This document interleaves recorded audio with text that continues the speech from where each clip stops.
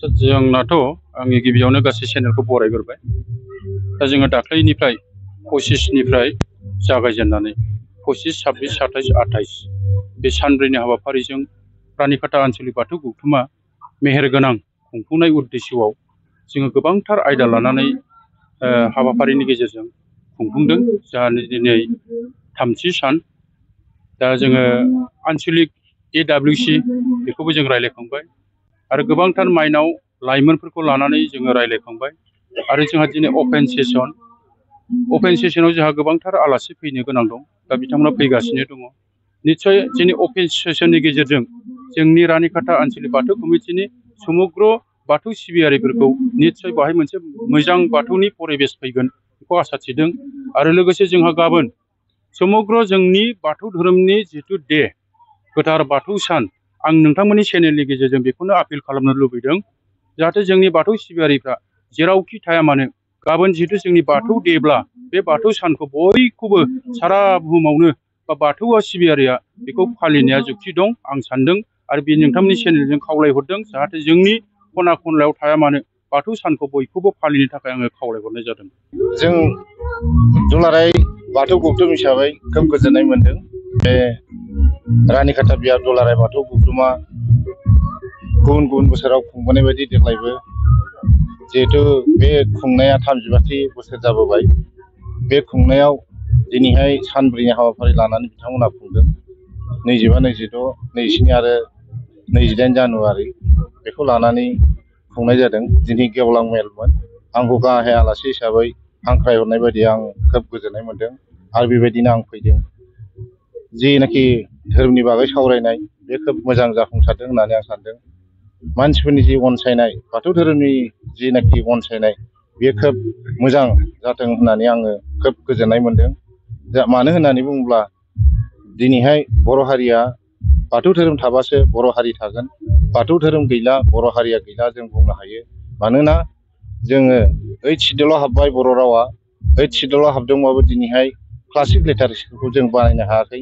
बे क्लासिक लिटारेचारा फैगोन बाथौ धोरोमनि सोमोन्दै लिरनाय बे गासै जिनाखि बाथौ धोरोमनि जोंनि फुजिनाय सिबिनाय खान्थि बेफोरखौ जोङो मोनथिहोनाय, फरा बिजाबाव होनाय बेफोर खामानिया जेब्ला जागोन अब्लासो जोंनि जेनाखि बे 8 सिदुलाव हाबनाय राव बियो खामानियाव गोनांथि जागोन बेखौ आङो दिनैहाय फोथायो। आसा थिदों जोंनि जेनाखि बाथौ धोरोम बियो बयनिबो हेफाजाब आरो मददजों जाफुंसारगोन, खामानि मावनाया जाफुंसारगोन बेखौ आङो लुगैयो। आरो बेजोंनो आं दिनैहाय खावलायनो सानदों गुबुन बोसोराव फालिनाय बायदि नैथि मंगलबार गोथार बाथौ सान दिनैहाय जोङो स्टेट हलिडे मोनबाय। जोङो नेसनेल हलिडे बानायनो थांगासिनो दङ। बाथौइज्म लिरनो जोङो थांगासिनो दङ। बे हाबाफारियाव बयबो मदद होनांगोन। बयनिबो मदद नङाबा जानाय नङा। दा नंखायनो सिबिनाय खुलुमनाया जेखियानो जाया मानो जों गासै कर्डिनेसन दानानै बाथौआरिफ्रा कर्डिनेसन दानानै बाथौइज्म लिरनाय, नेसनेल हलिडे मोननाय, बाथौ सान फालिनाय बेखौ बानायगासिनो दङ। दा बिनि गेजेरजों आं मोनसे खावलायबावबाय। दिनैहाय चिरां जिल्ला हिसाबै आं खावलायगोन जोंनि मोनजि बियाब गौथुमनि आफादगिरि नेहाथारिजों लोगोसे गासै बाथौ सिबियारिफोरखौ आं खावलायगोन। जोंहा गोथार बाथौ साना फैगौ 28 जानुवारियाव जानो गोनां। बे 28 जानुवारियाव जाहाथे फिरफिला बिरहोनायजों लोगोसे गाजा गोमजायै आलारि बाथि सावनानै बा गुबुन गुबुन हाबाफारि लानानै जाहाथे गाजा गोमजायै फालिनानै बे गोथार बाथौ सानखौ जाफुंसार होयो बेखौनो आं बयखौबो खावलायनानै बेखिनियावनो गोजोनथोंसै। नुनो मोनोदि माइनाव एबा आइजो आरो गागि सुबुंनि अनगा बाथौनि मोनफ्रोमबो प्रग्रामाव इयुथ्सफोरखौ बारा बाहागो लानाय नुबाङा नुनो मोननाय जायो। दा बे बेलायाव इयुथ्सफोरखौ मा खावलायगोन सोरबा? इयुथ्सफोरखौ नांगौ। दा इयुथ्सफोर नङाब्ला जानाय नङा। जिहेथु दा जाबाय गोनोखो मुगा। बे गोनोखो मुगायाव नों गोरों गोरानि प्रयजन दङ। गोरों गोराफ्रासो जोंनो बे बाथौनि जिनाखि बिहोमा बेखौ होगोन। जों गासै माइनावफ्राथ' बाहागो लागासिनो दङ, अजा बिथांमोनहा बाहागो लागासिनो दङ, रायजोफ्रा सिबिनायाव सिबिगासिनो दङ। थुनलाइनि महर होनांगौआव दा लेखा गोरोंफोरनि प्रयजन दङ, गोरों गोराफोरनि प्रयजन दङ। ओंखायनो बे इयुथ्स लाइमोनफ्रा जाहाथे एकदम गोख्रोङै बाहागो लायो बेखौ आङो खावलायो। नंनाया नंगौ एसे खम जायो। जोंहा दाबो बुजियाखै बाथौ धोरोमनि सोमोन्दै रायलायनायाव बारा थायैनि खारना जाहैबाय मिन्थियाखै। मिन्थियोब्ला जों आरो खोब गोबां इयुथ्सफोरखौ मोननो हागोन आरो दा बुजियिनि थाखायसो बिथांमोना फैनो हायाखै। आसा थिदों इयुथ्सफ्रा जाहाथे एबा लाइमोनफ्रा बाहागो लायो।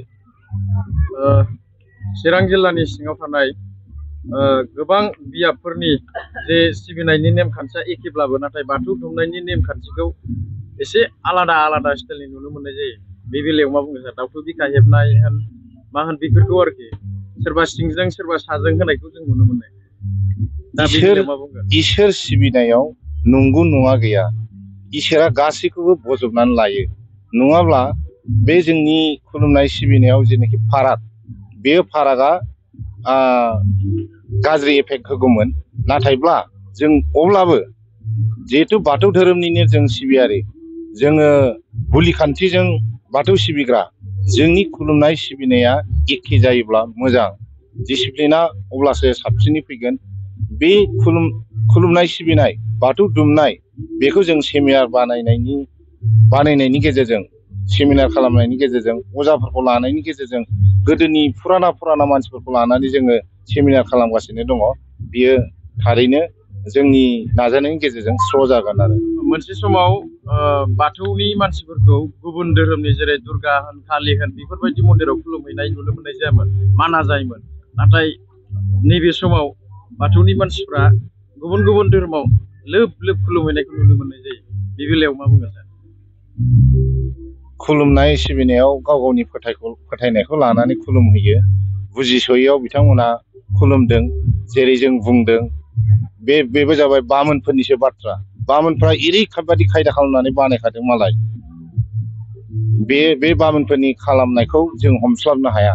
बिथांमोना जोंगा मागा खालामबाय। दुर्गानि आखाइखौ जेनेबा मोनजि खालामबाय। मोनजि खालामनाय लोगो लोगो बिथांमोना सानबाय मा दुर्गाया बिराद पावार बारा, जोंनियासो पावार गैया बेबायदि सानदों। बिथांमोनाल' पावारा बुरजा मोनब्ला बिथांमोनखौ सिबिग्रा मानसियाल' थांनानै थागौमोन आरो बिथांमोननि खुलुमनाय सिबिनायाल' थिग बयजोंबो गनायजागौमोन। नाथाय बेबायदि नङा। खुलुमनाय सिबिनाया गासिबनाबो नंगौ। दा बुजिस'यैयाव बिथांमोना थांदों। दा बे थांनायफोरखौनो जोङो बुजिहोनो थाखाय बाथौ धोरोम हिसाबै, दुलाराय बाथौ गौथुम हिसाबै, बुलि खान्थिजों सिबिग्रा हिसाबै जोङो बिथांमोननो जोङो जि मोनथिहोनांगौ, मोनथिहोनायनि गेजेरजों जों बिथांमोनखौ लाखिनायनि बेब'स्थाखौ लागोन। अब्लानो गुबुन धोरोम सिबिनाय खान्थिया जोबस्रांहैगोन।